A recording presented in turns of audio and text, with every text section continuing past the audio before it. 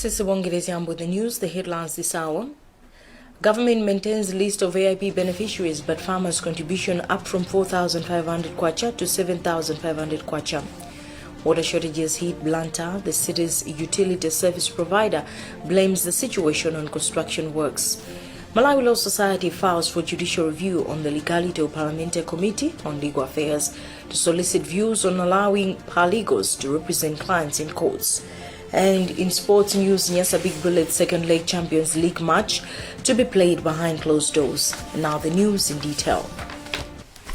Government has maintained the number of beneficiaries in the Affordable Inputs Program at 3.7 million households, but farmer contribution on fertilizer is now up to 7,500 from 4,495 kwacha. This has been disclosed by the Minister of Agriculture, Lobin Lowe Nirongwe, on Thursday when he held a joint media briefing with his information and civic education counterparts Gospel Kazako and Timothy Mtambo, respectively. Lowe attributed the increase of the farmers' contribution to an adjustment in the price of fertilizer, now at 27,000 kwacha per 50 kg bag. Chimwen Padata filed this report. At the joint press briefing, Minister of Agriculture Lobin Lowe said the number of beneficiaries of the Affordable Input Program, AIP, is still at 3.7 million, but farmer contribution is at 7,500 kwacha, an upward adjustment from 4,495 kwacha. Minister Lowe attributed the rise to the increase in the price of fertilizer, which is now at 27,000 kwacha under AIP. The minister also said that 44,000 civil servants who were dishonestly benefiting from the program have also been removed from the AIP database. It was observed that the list included some civil servants totaling to 44,000. As such, these civil servants have been removed from the database. Hence, we are remaining with a total of 3,744,105 farming families who will be covered in this season. Minister of Information, Gospel Kazako, during the briefing, reaffirmed that government is committed to improve the country's food situation, as the Minister of Agriculture now says that government is pondering at ways on how to sustain AIP, with future plans showing that farmers are likely to start giving 250 kilogram bags of maize to ADMAC and get 2 bags of fertilizer in return. 141 billion kwacha was budgeted for this year's AIP program. This is Chimwemwe Parata for Zodiak. And earlier in the day, Homeland Security Minister Richard Chimwendo directed the National Registration Bureau to allow farmers to use their expired identity cards to access the affordable farm inputs. Anafe Mlamba with the full story. As Malawi joins the rest of the world in commemorating the International ID Day, frustration by the citizenry when accessing services from the National Registration Bureau continue. Lilongwe resident Anne Gomonda is among those who have been visiting NRB offices for months but have not been assisted as we speak. We are covering a long distance to get here, and we're using public transport. And in an event that one does not have money, it means one will not make it to the bureau. This is the 6th time coming back here, and they keep sending me back. At least 3 million identity cards have expired this year, and Minister of Homeland Security Richard Chimwendo says government is aware of the congestion and delays during the issuing of the IDs and certificates, attributing it to inadequate human resource and equipment.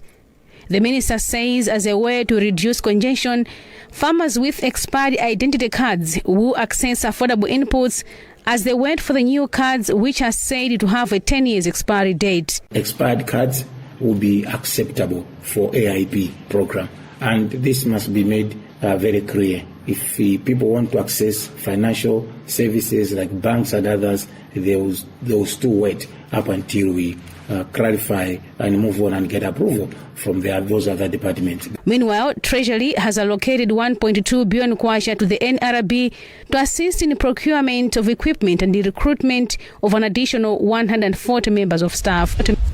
And the Department of Climate Change and Meteorological Services has forecasted high chance of good rainfall in many parts of the country this farming season. Director of Climate Change and Meteorological Services in the department, Jola Mkhokwe, says, for example, normal to above normal rainfall is expected from October to December 2021 in most areas. Happy Njaramano filed this report. Director of Climate Change and Meteorological Services in the Department of Climate Change and Meteorological Services, Jola Mkhokwe, on Thursday addressed the media in Blantyre on this year's rainy season outlook. Mkhokwe says the forecast is a product of analysis and forecast from weather experts in Malawi with additional input from Southern Africa region's climate experts. Saying that basically the whole nation is going to experience normal to above normal rainfall amounts across the country during the season. However, there will be pockets of extreme weather events. There will be pockets of dryness, probably at the very beginning over the south, but at the very end over the north of the country. So, in other words, we are still, while we are getting into the season, we should be following what is happening in the season so that we get prepared in terms of the extreme weather events, in terms of the dry spells that could be happening, by way of getting weather updates from the Department of Climate Change and Meteorological Services. The period October to April is the main rainfall season over Malawi. World Bank officials say they're impressed with the implementation of water and sanitation projects by the Lilongwe Water Board and the Lilongwe City Council in the district.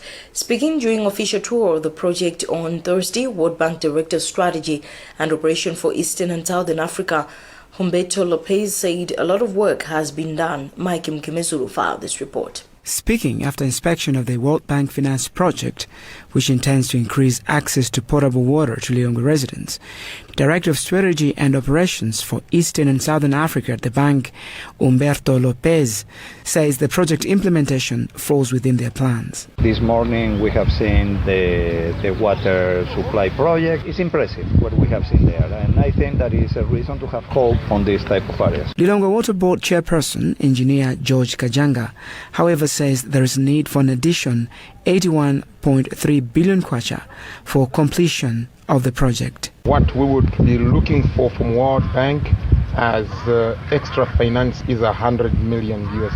And this should augment or add to what we've already started doing. So we are taking out those pipes and replacing them with DI pipes or with PVC pipes. At the same time, of course, it's to increase the network. Meanwhile, Minister of Forestry and Natural Resources Nancy Tembo has called on residents around Lilongwe to plant trees in Lilongwe Water Board's catchment areas. If we can plant more trees in future, water will become cheaper. The project has an implementation period of 5 years and is expected to be through by 2023. And some residents in Blantyre are facing serious water shortages due to erratic water supply, which is currently rocking various parts of the city. Some concerned residents, Martha Maduka of Bangwe Township and Vincent Banda of Sochi, have told Zodiak today that the problem is forcing them to use water from unsafe sources. Meanwhile, Blantyre Water Board Public Relations Officer Evelyn Konje has blamed the current situation on bursting of pipes due to road construction works around the city. And Romania will give us more. And the Roads Authority has bemoaned continued cases of vandalism of road infrastructure in the country, describing the tendency as both costly and a threat to people's lives. The authority's board chairperson George Ngani made the sentiments Thursday during the commencement of works to reconstruct the road from Area 23 Chipiku Stores to Chiuzila Junction in Lilongwe. The works are expected to cost government over 800 million kwacha. Madezopiri with the full story.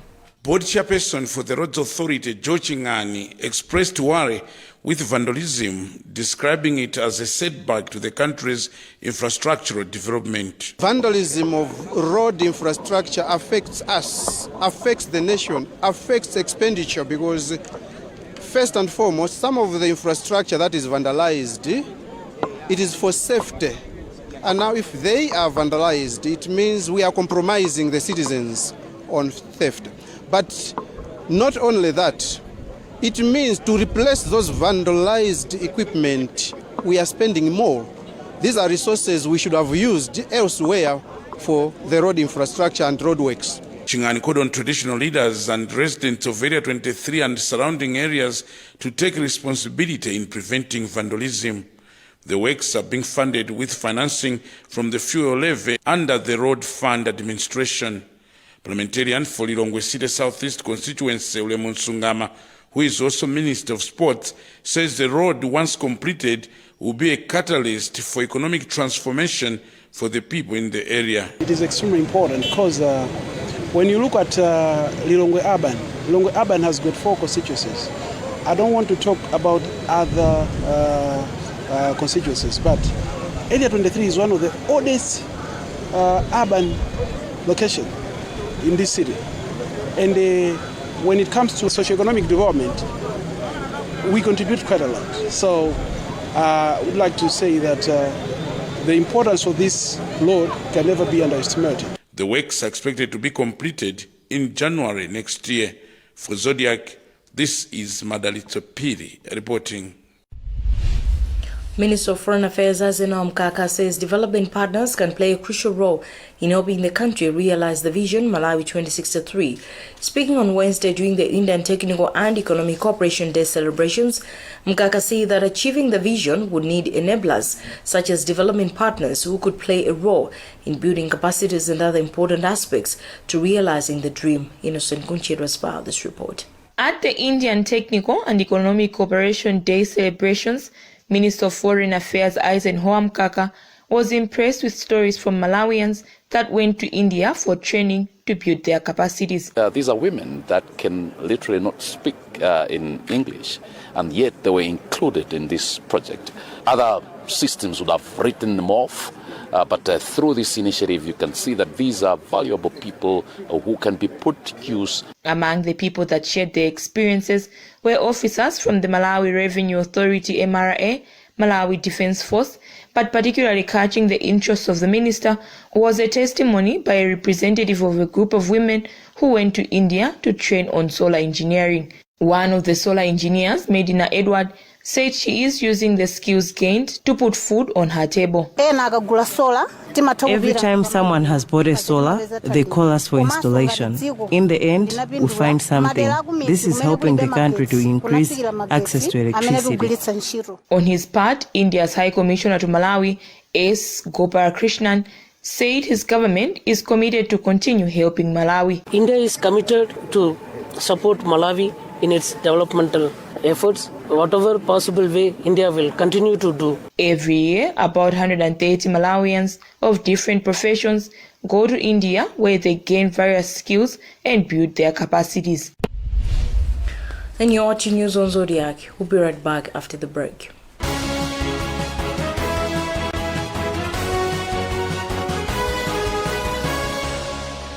Good news to those staying in Zomba. The most affordable reliable network access is now available in town. Get your access business number today and enjoy the affordable rates. For more information, call 0212 200 200. Access your world.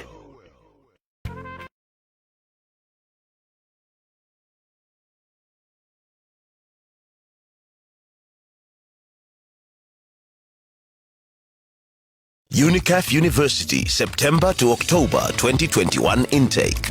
Special scholarships available at UNICAF University for bachelor, master's, and doctoral degree programs. UNICAF University is accredited nationally by the NCHE and internationally by the British Accreditation Council in the UK. Enroll for internationally recognized degrees at a fraction of the cost. Feel safe knowing that your online studies with UNICAF University will not be disrupted by measures for the pandemic. From enrollment to graduation, everything runs smoothly online. Don't miss this golden opportunity. This offer is valid until the end of October 2021.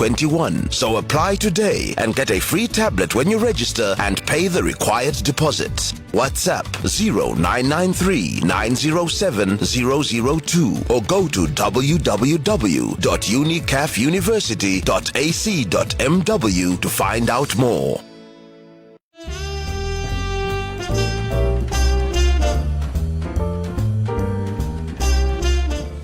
Wow, hi Nancy. Yeah. Wow, how are you? I'm good, and how are you?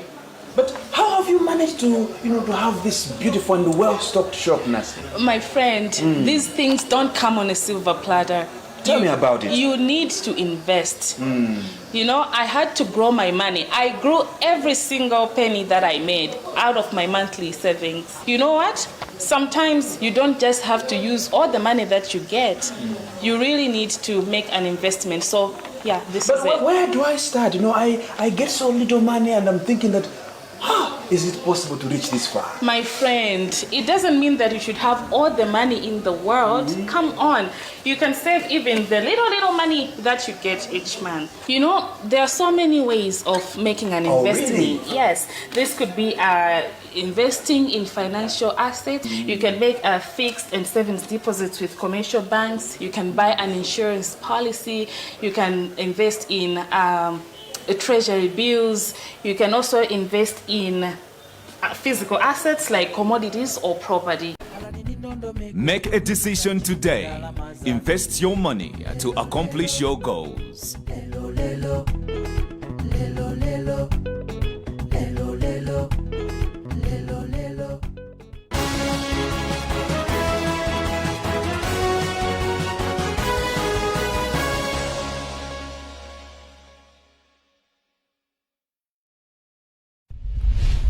Welcome back. A look at the headlines as we continue the news.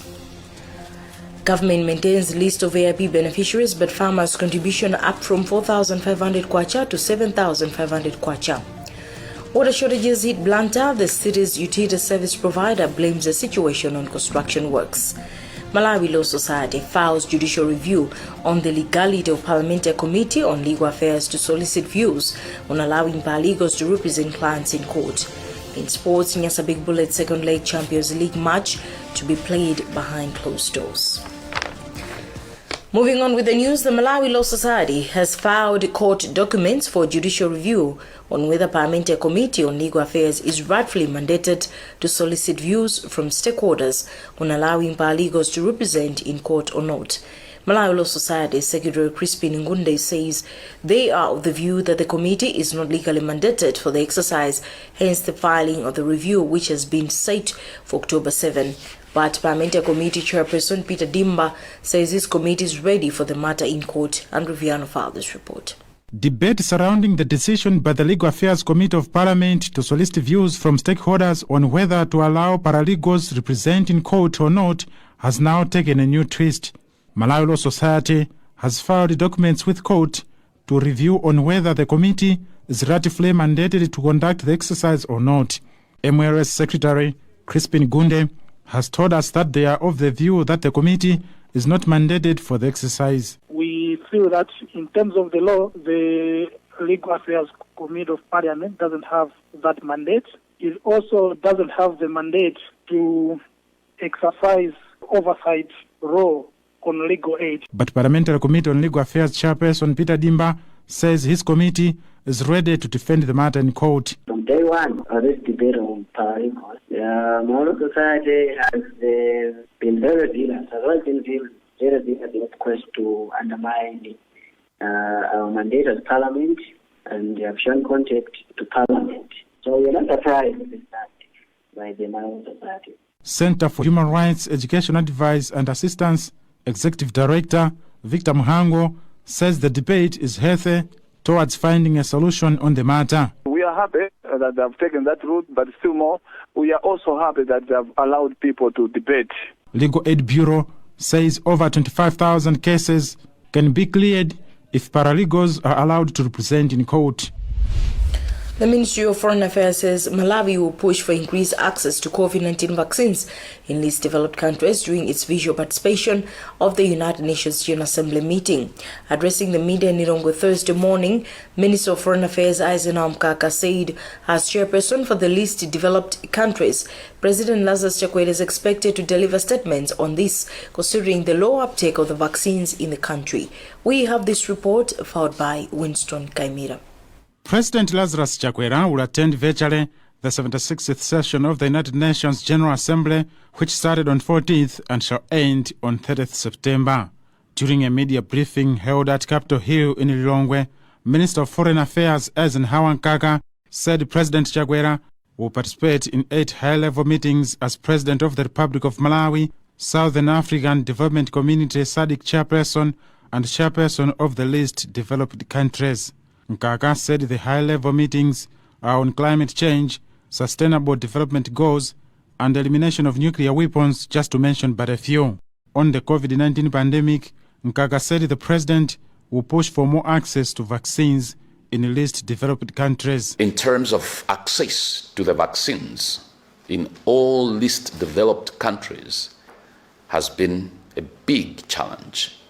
And yes, the president will take advantage of the platform to lobby for more vaccines to the least developed countries, not just Malawi.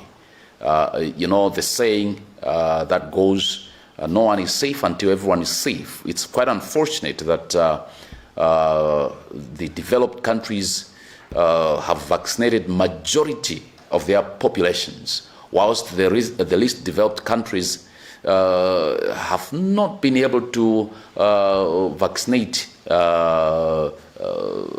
not even 5% of their population. However, the minister admits that there will be some limitations, especially on bilateral meetings, as Malawi attends virtually the UNGA session. You will appreciate the fact that when the president is attending UNGA in person, there are side meetings that he attends to.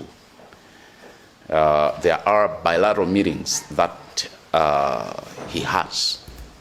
Now, what it means by attending virtually is that the president might not necessarily be having these side meetings. So the side meetings have been cancelled.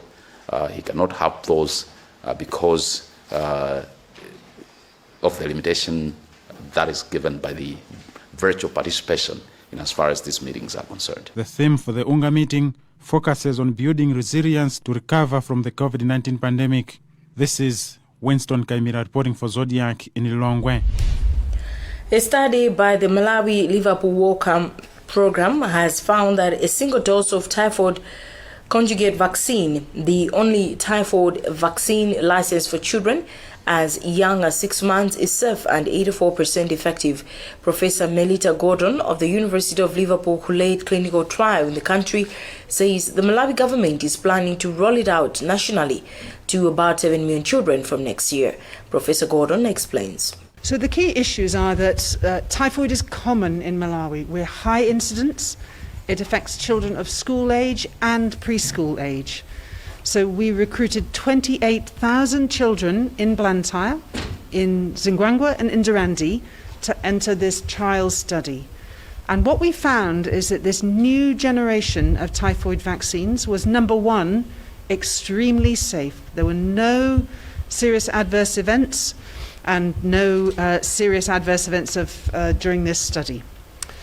Number two, we found that the vaccine is extremely effective. It's 84% effective. It prevents 84% of typhoid infections in children. Number three, we found that it not only protects the older school-age children, but it also protects the preschool children, which is really important because the burden of disease is high there as well. And number four, we found that this vaccine has gone on working very well over time.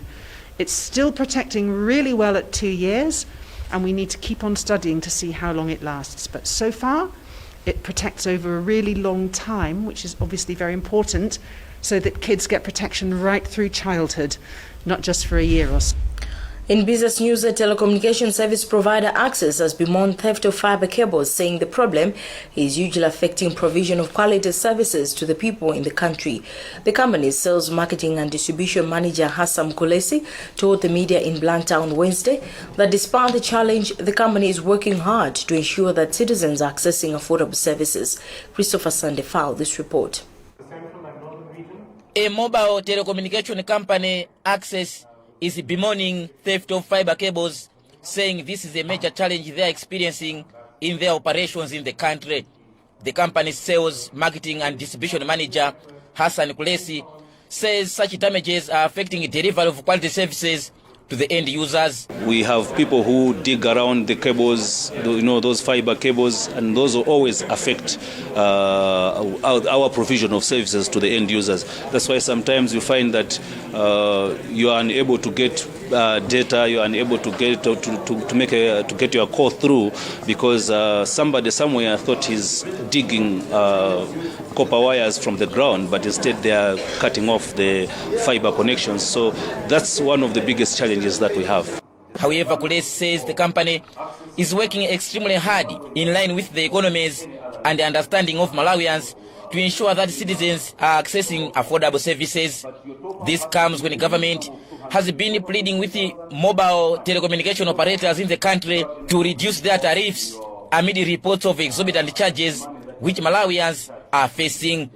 Reporting for Zodiac from Blantyre, this is Christopher Sande. In sports news, Nyasa Big Bullets Football Club have given up on their request to have fans patronize the CAF Champions League second leg tie on Saturday against South Africa's Amazulu FC at Bingu National Stadium in Nirongwe. And according to the club's chief administration officer, Albert Chigoga, they are yet to get a response on the proposal from government and CAF, hence announcing that the game will be played behind closed doors. And that's about what we had time for in this additional news. And before we go, a look at the headlines. Government maintains list of AIP beneficiaries, but farmers' contribution up from 4,500 kwacha to 7,500 kwacha. Water shortages hit Blantyre. The city's utility service provider blames the city.